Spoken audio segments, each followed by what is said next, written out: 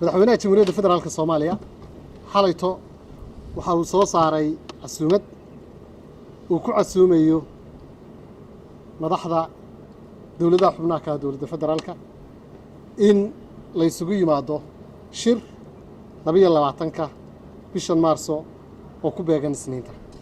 Shirku wuxuu ka dhici doonaa Afisiyoni Center, xarunta Afisiyoni oo ay leeyihiin ciidamada cirka ee Soomaaliya. xarunta Afisiyoni Center ayaa loo diyaariyay waxaana hawsha qabanqaabadeeda iyo diyaarinteeda ku hawlan xafiiska ra'iisul wasaaraha.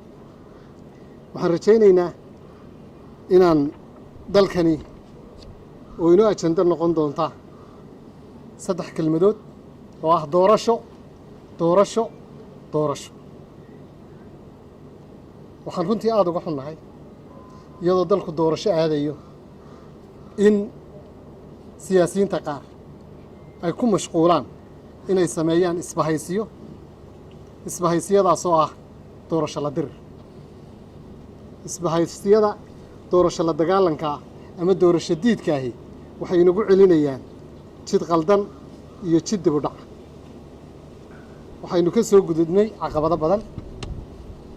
caqabadaha aynu ka soo gudubnayna waa tan hadda guusheeda ay muuqato ee ah dalkeennii maanta in loo arkayo dal ka soo baxay burburkii iyo jabkii iyo qaranjabkii oo u soo gudbaya dal dhisan oo hay'adihiisi ay wada dhisan yihiin dastuurigaha intaynoo dhimanna way inoo dhammaystirmi doontaa.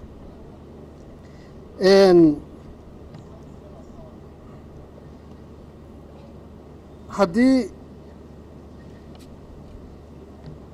aan halkaa ku nuuxnuuxsado dawladdu waxay diyaar u tahay in sida ugu dhaqsaa badan doorasho loo aado. sida ugu dhaqsaa badan 17 September heshiiskii waan haysanaa, labada aqal ansixiyeen, 16 February guddidii farsamadana waan haysanaa. waxaan rajaynaynaa in wixii ka dhiman la dhammaystiro. guddida farsamada anigu aan guddoomiye ahaa waxaanu soo qorshaynay ajendaha shirka. wuxuu socon doonaa 2 maalmood, Isniinta iyo Talaadada.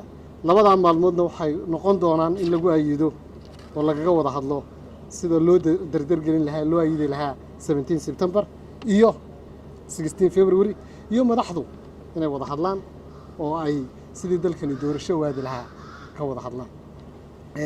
waxaan rabnaa shacabka Soomaaliyeed inay dawladda ku kaalmeeyaan ducada iyo taageerada si aynu dalkani u noqdo dal qani ah oo shidaal leh oo barwaaqo ah oo maantaba soo dhacsaday oo xorriyadiisii iyo madax bannaanidiisii ay meel fiican marayso.